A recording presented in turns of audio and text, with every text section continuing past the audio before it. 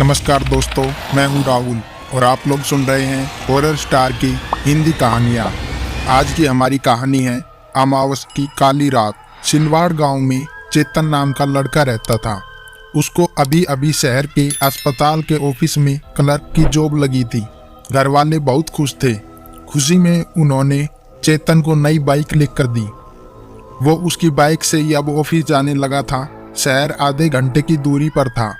Job लगे अब कुछ ही महीने हो गए कि घर वालों ने उसके लिए लड़की देखना चालू किया।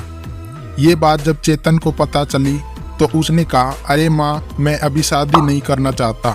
इतनी जल्दी भी क्या है, मुझे और अच्छा जॉब मिलेगा तब देखेंगे। अभी मुझे पैसा कमाना है और आपको घुमाना है। उसकी ये बातें सुनकर चेतन के पिताजी को बहुत अच्छा लगा। उनका लड़का उनके बारे में सोचता तो है, नहीं तो आजकल के लड़के अपने माँ बाप को पूछते भी नहीं। चेतन अच्छा लड़का था। भले ही वो दोस्तों के साथ घूमता, लेकिन कभी शराब को हाथ नहीं लगाया। घर वालों में और बस्ती में उसकी बड़ी इज्जत थी। जॉब मिलके 1 साल होने को आया था चेतन को। उसने दिवाली के लिए सबके लिए कपड़े और मिठाई खरीदी। आज ऑफिस से जल्दी छुट्टी मिली तो वो मार्केट घूम रहा था अपने दोस्तों के साथ। दोस्तों, आप सभी को ये बात पता ही होगी कि दिवाली में अमावस की रात होती है। इसलिए हमारे बुजुर्ग कहते थे कि घर में और आंगन में दिए जलाओ और अंधेरे को भगाओ। चेतन घर के लिए निकला। साथ में सामान था। वो सब गाड़ी पर बांध कर निकल पड़ा। रात के 1 बज चुके थे। त्योहार था तो सब अपने घरों में थे। आज रास्ता सूना था। बाहर घना अंधेरा था।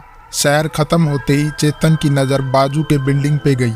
नीचे बहुत से लोग दिया लगा रहे थे। उसकी नज़र ऊपर की तरफ गई। वहाँ एक सफ़ेद सलवार में बहुत ही सुंदर लड़की दिखाई दी। चेतन उसको देखते ही उसकी गाड़ी में ब्रेक्स लग गई। गाड़ी रुकी और चेतन जैसे थम सा गया। जादू भरी थी उसकी नज़र और उसका चेहरा। चेतन तो बस उसको देखकर मन में मुस्कुरा रहा था। उसकी नज़र उस लड़की से हट ही नहीं रही थी। तभी पीछे से एक ट्रक ने हॉर्न दिया। चेतन जैसे नींद से जाग गया। उसने अपनी गाड़ी बाजू में की और फिर से ऊपर देखा, लेकिन अब वो लड़की वहाँ नहीं थी। चलो कल देखते हैं, ऐसा खुद को समझाकर वो घर की तरफ निकल पड़ा। उसको जाते हुए वो लड़की ऊपर की छत से देख रही थी। चेतन घर पहुँचा। उसने घर वालों के लिए जो भी कपड़े लाए थे वो बांट दिए। मिठाई भी खिलाई। खाना खाकर वो अपने रूम में जाकर सोने की कोशिश करने लगा। आज उसको इतना थका होने के बाद भी नींद नहीं आ रही थी। उस लड़की का चेहरा बार बार उसकी नज़र के सामने आ रहा था। वो उसको बुला नहीं पा रहा था। सुबह का इंतजार करते हुए कब उसकी आंख लग गई पता ही नहीं चला। सुबह नाश्ता करके चेतन ने अपना टिफिन लिया और ऑफिस के लिए निकल पड़ा। शहर पहुंचते ही वो उस बिल्डिंग के पास से गुजरा। ऊपर देखा, लेकिन वो खिड़की बंद थी। वहाँ कोई नहीं था। थोड़ा निराश होकर अपने काम पर निकल गया। शाम को घर लौटते वक्त आज वो उसी बिल्डिंग के पास चुपके से खड़ा था। वो लड़की आज फिर से वहाँ ऊपर नजर आई। अब चेतन ने उसको देखा और उसने भी। चेतन ने अपना हाथ दिखाया और उसने भी। बस फिर क्या था। चेतन ने उसको नीचे आने को कहा, लेकिन उस लड़की ने मना किया और अंदर चली गई। चेतन जरा सा निराश हुआ, लेकिन उसने लड़की को हंसते हुए देखा था। अपनी बात बन सकती है ये सोच के मन में ही वो बहुत खुश हो रहा था। अमावस का काला अंधेरा उसके लिए क्या लेकर आने वाला था, इस बात की चेतन को कोई खबर नहीं थी। अगली शाम जब चेतन उसी रास्ते से जा रहा था, वो लड़की उसको सामने एक पेड़ के पास बैठी दिखाई दी। चेतन बहुत खुश हो गया। अपनी गाड़ी साइड में लगाकर वो उस लड़की के पास गया और बोला, मेरा नाम चेतन है और तुम्हारा? मेरा नाम दिशा है, लड़की ने जवाब दिया। लेकिन तुम आज यहाँ कैसे, इतने अंधेरे में अकेले? चेतन ने सवाल किया। मैं अकेले नहीं आती तो तुमसे मुलाकात कैसे होती? दिशा के इस जवाब से चेतन ने ये तो समझ आ गया कि उसको वो पसंद था। अब रोज शाम को देर रात तक वो दोनों उसी पेड़ के नीचे बैठकर बातें करने लगे। घर वाले थोड़ा टेंशन में थे कि आजकल चेतन बहुत देर से घर आने लगा था। खाना भी साथ नहीं खाता था या कभी बिना खाए ही सो जाता था। एक दिन चेतन उस पेड़ के नीचे बैठा था। उसके घर के पास वाले अंकल वहां से गुजरे। चेतन को देखते ही कहा, अरे चेतन बेटा, यहाँ अंधेरे में अकेले क्या कर रहे हो? घर जाना नहीं है क्या? चलो, घर वाले तुम्हारा इंतजार कर रहे होंगे। हाँ अंकल, हाँ बस अभी निकल ही रहा था। ऐसा कहकर दोनों साथ में निकल गए।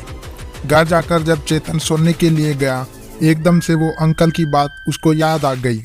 उन्होंने उसको अकेले क्या कर रहे हो ऐसा कहा था। दूसरी रात जब वो दिशा से मिला तो उसने ये बात उसको पूछी, दिशा कल तुम मेरे साथ थी लेकिन अंकल को दिखी कैसे नहीं? दिशा ने कुछ सोच के जवाब दिया, अरे वो अंकल दिखते ही मैं पेड़ के पीछे छुप गई थी। तभी चेतन ने कहा, दिशा हम शादी कर ले, मुझे तुमसे प्यार हो गया है, क्या तुम भी? दिशा उठकर चली गई। जाते वक्त उसने हाँ कहा। अब वो लड़की चेतन के घर तक पहुंच गई। देर रात तक उनका बातें करना चलने लगा था और चेतन खाना पीना जैसे भूल गया था। वो बहुत कमजोर होता जा रहा था। उसकी माँ ने एक रात देखा कि वो दीवार की तरफ देखकर बातें कर रहा है। बस उसको उसी दिन शक हुआ कि लड़के को कुछ हुआ है। उसने ये बात चेतन के पिता को बताई। दोनों ने एक रात चेतन का पीछा किया। चेतन वहीं पेड़ के नीचे बैठा था अकेला और बातें कर रहा था। चेतन के माता पिता बहुत डर गए। उन्होंने जैसे ही घर का रुख किया, वो शैतानी रूह बहुत ही भयंकर और डरावने अवतार में उनके सामने प्रकट हुई और जोर जोर से हंसने लगी। मैं तेरे बेटे को लेने आई हूँ, मेरे रास्ते में कोई ना आना, नहीं तो अच्छा नहीं होगा। आने वाली अमावस को वो मेरा हो जाएगा। घर पहुंचते ही बाजू वाले अंकल ने उनका रोना सुना। वो मदद के लिए आए। उन्होंने भी बताया कि चेतन एक रात वहां उस पेड़ के नीचे अकेला बैठा था। सुबह होते ही जब चेतन अपने ऑफिस के लिए गया, तब उसके पिताजी और अंकल पेड़ के पास एक तांत्रिक को ले गए। तांत्रिक बोला, यहाँ कोई बहुत ही शैतानी रूह मौजूद है, वो अपना अधूरा काम पूरा करने आई है, कोई अधूरी इच्छा। आपके लड़के की जान को खतरा है साहब, क्योंकि अब अमावस आने वाली है और ऐसे शैतान अमावस में बहुत ताकतवर हो जाते हैं। उन्होंने बाजू के उसी घर में जाकर पूछताछ की जहाँ दिशा चेतन को पहली बार दिखी थी, तो पता चला कि उनके बिल्डिंग के ऊपर के घर में एक किराएदार रहते थे। उनकी लड़की यहाँ पेड़ के पास एक्सीडेंट में मारी गई थी। उसकी शादी के एक दिन पहले ही वो मर गई थी। अब तांत्रिक को सब समझ आ गया। वो शैतानी रूह अपनी अधूरी इच्छा पूरी करने आई थी। दूसरी रात अमावस की रात थी। बाहर बहुत घना अंधेरा था। वो तांत्रिक और चेतन के माता पिता उस पेड़ के पास पहुंचकर दूर से चेतन को देखने लगे। काफी वक्त तक चेतन एक ही जगह पर बैठा था। उसने दूल्हे का लिबास पहना था। आज वो दोनों शादी करने वाले थे। वो डायन उसको आज लेकर जाने वाली थी अपनी दुनिया में। तांत्रिक ने अपने मंत्र पढ़ना चालू किया, लेकिन देर हो चुकी थी। सामने से जब जाकर देखा तो चेतन मर चुका था। उसके गले से खून टपक रहा था। दिशा ने अपनी आखिरी इच्छा पूरी की, चेतन की जान लेकर। दोस्तों, यह कहानी काल्पनिक है। इसका किसी भी जीवित या निर्जीव वस्तु से कोई संबंध नहीं है। हमारा उद्देश्य अंधविश्वास फैलाना नहीं है, केवल मनोरंजन के लिए आपके लिए ये कहानी बनाई गई है। दोस्तों, आपको हमारी ये कहानी कैसी लगी हमें कमेंट कर जरूर बताना। और अगर आपको हमारी वीडियो अच्छी लगी हो तो वीडियो को लाइक करना, चैनल को सब्सक्राइब करना। थैंक यू, धन्यवाद।